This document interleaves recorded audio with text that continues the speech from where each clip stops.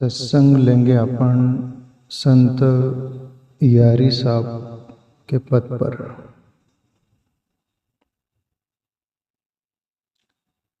आप सभी सुनने वाले जो प्रेमी लोग हैं, आप सभी से प्रार्थना रिक्वेस्ट, कुछ कुछ बातें आपके समझ में नहीं आती होंगी, पल्ले नहीं पड़ती होंगी, तो उसको समझने की कोशिश करना। नहीं समझ में आए तो उसमें उलझना मत। कभी कभी मेरा स्वभाव तो नहीं उतना कठोर निष्ठुर बोलने का, पर बलात् मेरे से कभी कभी कठोर शब्द बोला जाते हैं, जो मैं भी कभी कभी बाद में सोचता हूँ कि ये ठीक तो नहीं है। और आप यदि सच में सत्य के खोजी हो, सच में आपके अंतःकरण की हृदय की श्रद्धा हो, उससे आप देखना, उससे आप नापना, उससे आप समझना। बुद्धि और तर्कों से और अहंकार से यदि सुनोगे, अहंकार से समझने की कोशिश करोगे, बुद्धि से गणित बैठा कर, तो आप मेरे से दूर हो जाओगे। मैं सीधी और साफ बात बोल रहा हूँ, आप जो भी मेरे सुनने वाले हो। और दूसरा स्वभाव और दूसरा जीवन, मेरे जीवन में मैं ये देखता हूँ, बहुत ऐसे लोग हैं जिनकी लेवल पर आकर मैं बोल नहीं सकता। मेरा अपना अभ्यास, मेरा अपना अनुभव, मेरा अपना जीवन, मेरी अपनी सोच, उसके अनुसार मैं बोलता हूँ। जो लोग ऐसे मेरे से जुड़ गए होंगे, आपकी भी कोई गारंटी नहीं लेता मेरे साथ आप ठीक होंगे। कहीं मैं भाव भक्ति में ऐसे पद भी लिया हूँ, उस पर मैं सत्संग किए हैं अपन, जिसके कारण आप जुड़ गए होंगे। और बाद में है, अभी मुझे भी मालूम नहीं रहता क्या लेना क्या नहीं लेना। मेरे हाथ जो लग गया उस पर प्रश्न के रूप में मैं चर्चा करता हूँ। आप लोग मेरे से प्रश्न नहीं पूछते तो मैं प्रश्न खोज लेता हूँ चर्चा करने के लिए, बोलने के लिए।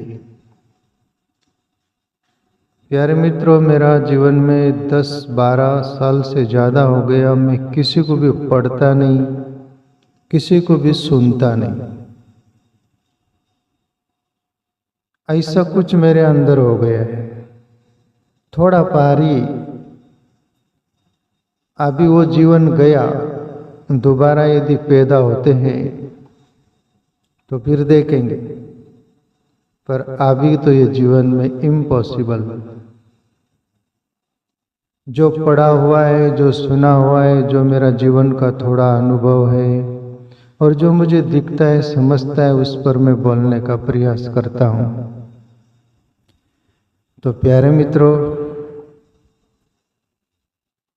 आप संभल कर मेरे साथ जुड़े रहना हो तो रहना, टूटना हो तो टूटना। मुझे जो बोलना है वो मैं बोलूँगा। बलात् बोला जाता है कभी कभी, मुझे भी पता नहीं रहता। इसके आगे भी कभी क्या क्या बोलूँगा वो मुझे भी मालूम नहीं है। ये सत्संग जो चल रहा है, कल भी बंद हो गया, मेरे को परवाह नहीं, पर जो बोलना है, जो बोलाएगा वो होगा। प्यारे मित्रों, जो ईश्वर को अनुभव किए हुए महापुरुष है, उनकी ही वाणी, उनके ही कुछ अनुभव बड़े शब्दों पर बोलने की अंतःकरण से वो प्रेरणाएं होती है।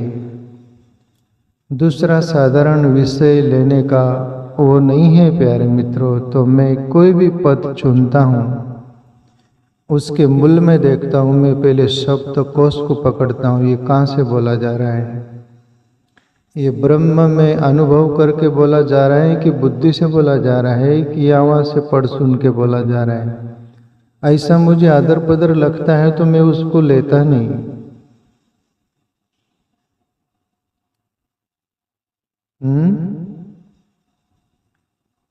तो चलो आज ये संत यारी, ये भी ब्रह्म ज्ञानी थे प्यारे मित्रों, इनके बारे में मैं पहले बहुत पढ़ा हूँ और उनके शब्द बता देते हैं वो ब्रह्म से निकले हुए। तो चलो संत यारी साहब क्या बोलते हैं। रसना राम कहते थाको,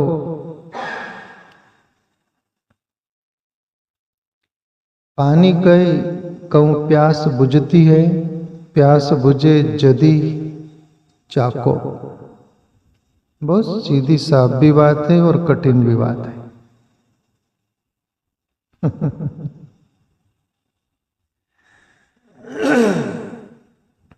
पहली बात तो रसना राम कहते थाको, या अपोजिट नेगेटिव व्यक्ति गलत ले सकते हैं पर संत गलत नहीं बोलते। संतत्व को उपलब्ध व्यक्ति गलत बोल ही नहीं सकता, गलत हम होते हैं, हमारी सूझबूझ समझ उतनी नहीं होती। कोई शिखर पर है वहां से बोलता है ना, वहां से उसको सब कुछ दिखता है। अपन खाई कबाड़ में रहते हैं, अपने को दिखता नहीं, ऊपर वाला बोलता है वहां से दिखता है, अरे ऐसा ऐसा है। नीचे वाला बोलता है कि कमाल है, हमको दिख ही नहीं रहा। नीचे वाले को समझ में नहीं आता। अभी यारी साहब प्रभु नाम पर कोई टिक्का टिप्पणी नहीं कर रहे कि तुम हरि नाम लेते हो, परमात्मा का नाम लेते हो, तुम ले रहे हो तो तुम्हारा नाम नहीं छोड़ा रहे हो, कि तुम नाम ले रहे हो, नाम जप रहे हो, कीर्तन भजन कर रहे हो तो तुम्हारे विरुद्ध नहीं बोल रहे।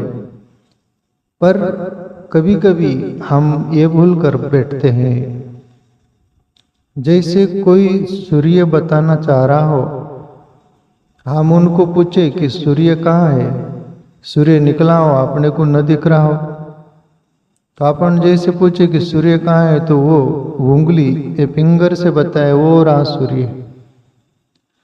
आप उंगली को पकड़ लेते, सूर्य तरफ इशारा किया गया था, सूर्य को नहीं देखते और उंगली को पकड़ लेते और उंगली को ही सूर्य मान के आप जीने लगते हो। ये रहा सूर्य। आप सूर्य उंगली है क्या? जिधर उंगली की थी उधर आगे देखना था, तब सूर्य दिखता। ऐसे ही संत महापुरुष हमें इशारा करते हैं कि उसके भी आगे कुछ है, तुम वहां रुक मत जाना। अब ये जो शब्द बोला जा रहा है, रसना राम कहते थाको, हे रसना, जो हम लोग रसना से जीवा से बोलते हैं, हरि नाम कोई भी हो, राम नाम हो, कृष्ण हो, शिव हो, कोई भी नाम हो जो तुम जपते हो, एक बार वो लेते लेते आप थक जाओगे। बोले हे रसना तू वहीं मत रुक जाना। अपन सबको इशारा कर रही है यारी साहब, वो नाम से भी परे जो नामी है, जिसका नाम भी नहीं है, कोई सदगुरु संत नाम पकड़ा दिया है, उस परमात्मा का नाम समझकर, वो एक लगन है, वो एक नशा है, वो एक धुन है, वो एक इशारा है, उसको नाम लेते लेते भी, जपते जपते, बसते बसते, कीर्तन करते करते वो नाम भी भुला जाता है और वो नाम से परे जो है वो हाथ आ जाता है। कबीर भी राम राम बहुत जपे हैं, पर कबीर बोले कि एक दिन वो आया कि राम मेरा नाम जपा, राम कहे कबीर कबीर, पहले मैं राम राम बोला, फिर राम ही बोलने लग गए, कबीर कबीर। स्वामी राम तीर्थ इतना नाम जपे, डॉक्टर से बुखार आ गया था, वो जो तपासने के वो नाड़ी नब्ज वो तपासते ना, उसमें भी राम राम ही सुनाई दे डॉक्टर को। और स्वामी राम तीर्थ राम नहीं जपते थे वीर, पहले खूब जपा, पर रोआ रोआ में समा गया और अंदर का राम स्वयं चलता है, अंदर की ध्वनि है ओम राम। कोई राम सुनता है, कोई ओम पर स्पष्ट ओम का अनुभव होता है। वो ध्वनि अपने आप वो नाम चलता है, उसको जपना नहीं पड़ता, उसको आचपा जाप बोलते कोई। जिसको जपा नहीं जाए वो अपने आप चलता है वो नाम, वह जपना नहीं पड़ता। बाहर का कोई नाम का सहारा लिया, वो नाम छूट गया।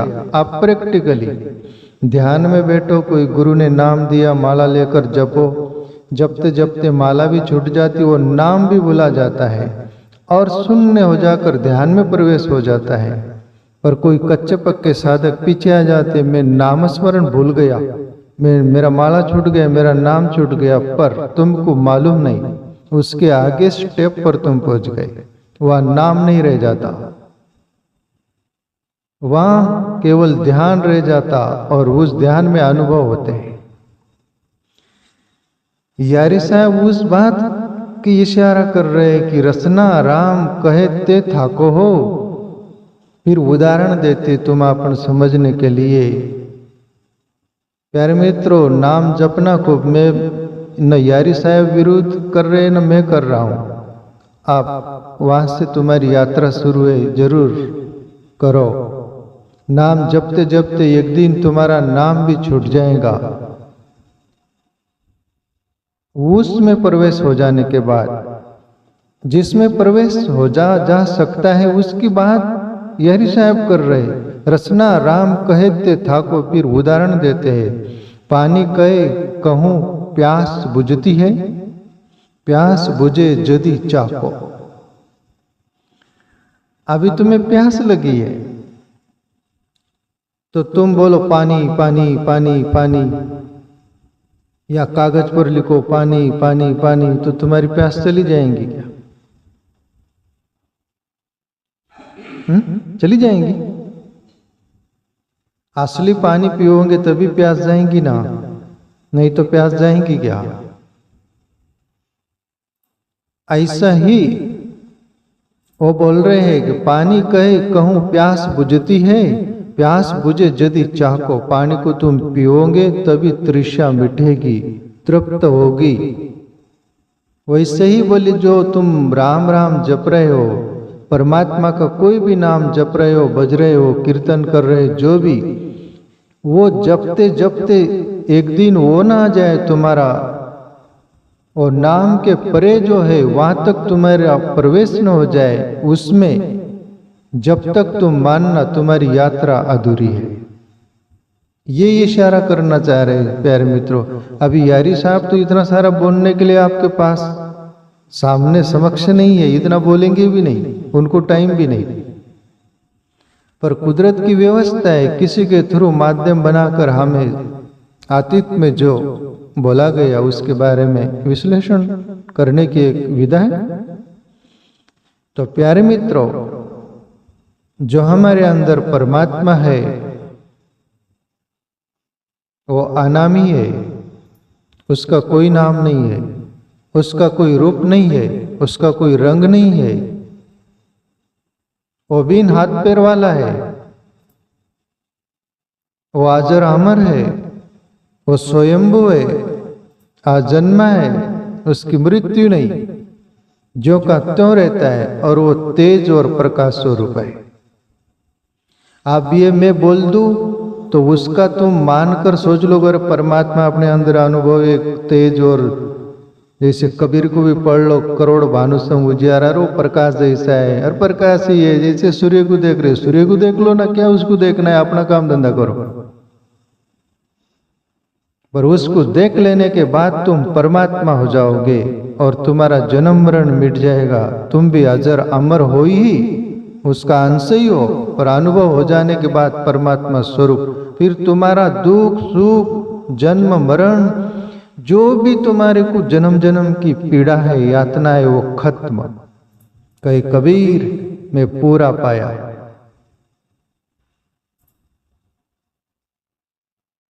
वह यात्रा पूरी होगी, ये बोलना चाह रहे हैं। तो प्यारे मित्रों, आगे संत यारी साहब बोलते हैं, पुरुष नाम नारी ज्यों जाने, जानी बुझी नहीं भाको, दृष्टि से मुष्टि नहीं आवे, नाम निरंजन वाको। एक एक शब्द, पुरुष नाम नारी ज्यों जाने, जानी बुझी नहीं भाको। अब नारी है, स्त्री है। शिव जी का आप एक फोटो देखे होंगे, एक कोई मूर्ति भी देखे होंगे, अर्धांगी, अर्धनारेश्वर बोलते उसको। आधा शिव जी पुरुष का अंग है, आप देखे ना, आधा नारी का है, पार्वती का, आदि स्त्री आदि पुरुष। और हर स्त्री पुरुष, स्त्री में भी आधा पुरुष रहता है, आधा नारी रहती है। क्यों? एक तरफ माँ रहती, एक तरफ बाप रहता है। और जो हमारे शरीर के अंदर भी होते हैं ना, एक्स वाई कोष्ठ रहते हैं। तो दोनों मिलकर पूरे होते हैं, इसलिए अर्धनारेश्वर वो रूप बताया गया कि स्त्री और पुरुष मिलकर तब पूर्णता आती है, तब वो उनकी वो पूरा होता है सब। अब यहां बोला जा रहा है यारी साहब, पुरुष नाम नारी जो जाने, जानी बुझी नहीं भागो। कोई नारी अकेली है और पुरुष वही पर लिख रही पुरुष पुरुष पुरुष, तो पुरुष की अनुभूति होगी, पुरुष का पूर्णता उसको महसूस होगा। पुरुष पुरुष चिल्लाते फिरे, पुरुष पुरुष पुरुष, नर नर पुरुष पुरुष, जो भी पूर्णता आ जाएंगी, उसकी मंजिल आ जाएंगी, उसको संतोष शांति होगी, उसको पूर्णता महसूस होगी।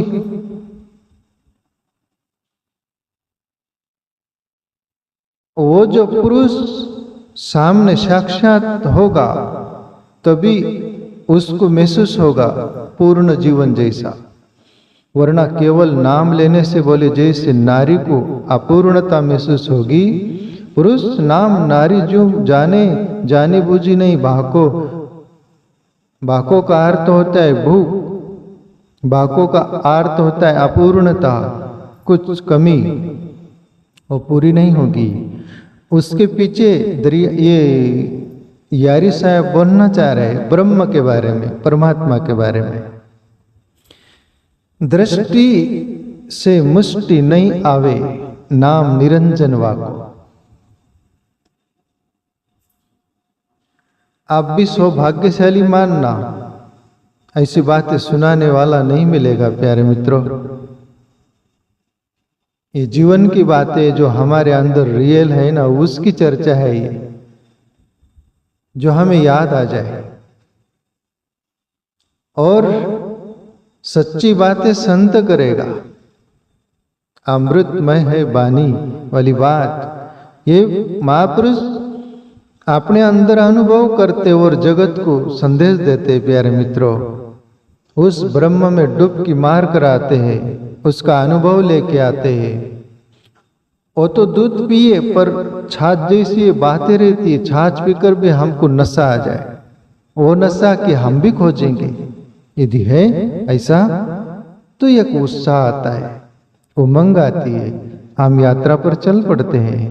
दृष्टि से मुष्टि नहीं आवे, इसका अर्थ ये होता है कि ये बाहर के जो आंखें हैं ना, ये परमात्मा को देखने के लिए सक्षम नहीं है प्यारे मित्रों। इससे परमात्मा दिखता नहीं, दिखेगा नहीं।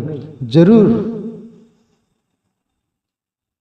उसकी जो निर्मित है ये सब, उसके जो अंग है, उसका जो उल्लास है वो दिखाई देगा, पर उसमें छुपा हुआ ब्रह्म परमात्मा नहीं दिखाई देगा। ये आँख, इस आँख से आज तक किसी ने परमात्मा को बाहर देखा नहीं है, देखने की कोई विधा नहीं है, देखने वाला नहीं है।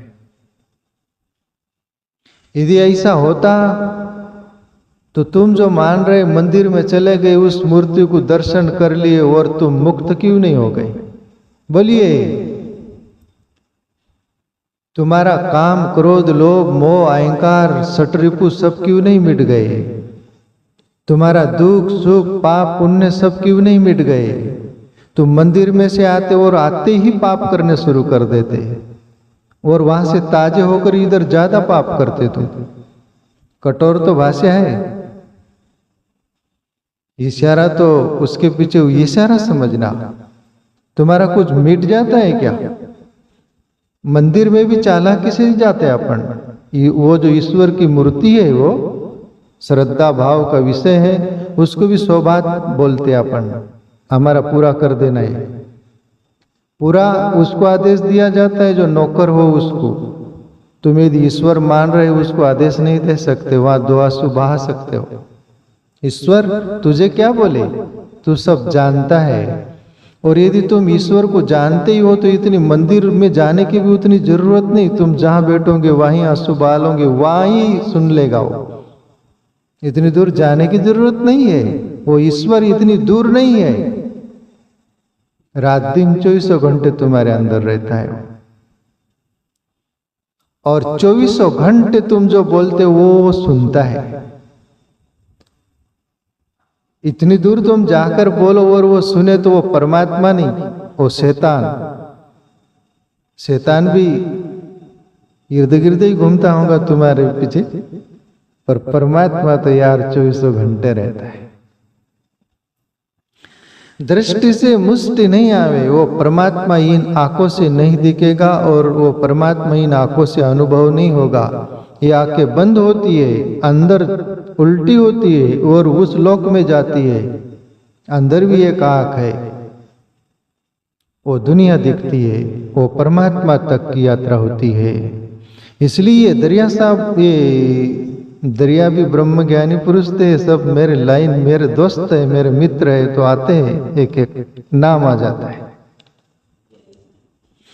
यारी दृष्टि से मुष्टि नहीं आवे, बोले इस आंखों से वो अनुभव नहीं आएगा। और अपन सब अनुभव करके लिए दौड़ रहे प्यारे मित्रों। कोई मंदिर दौड़ रहा है, कोई तीर्थ दौड़ रहा है, कोई कहां दौड़ रहा है, कोई कहां मिलेगा। आज तक दुनिया सभी दूर खोज ली, पूरा हो गए, मुक्त हो गए, क्यों नहीं हुए?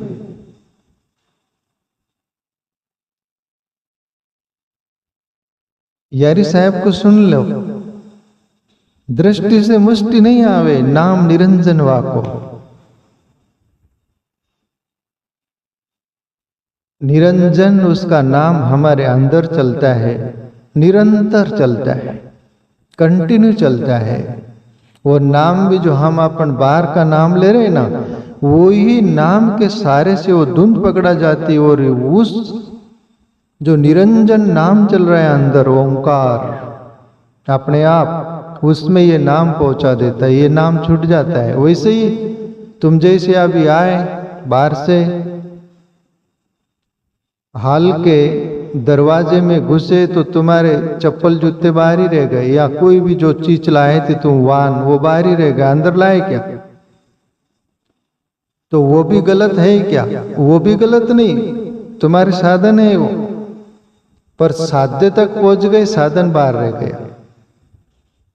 ऐसा ही बाहर के गुरु ने कोई भी नाम दिया, वो एक साधन के रूप में दिया, फिर साधन भी छूट जाता है। साध्य वो निरंजन, वो जो अपने अंदर चल रहे हैं रात दिन 24 घंटे, सोहम ओम, वो नाम रह जाता। बोले ये नाम से परे, अभी दोनों बात समझ लेना यारी साहब का।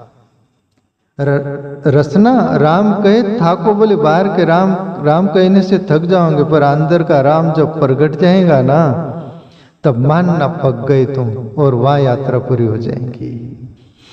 तो यहाँ प्यारे मित्रों, ये घटना अंदर घटती है। वो दृष्टि आके बंद करो, अपने अंदर झांको।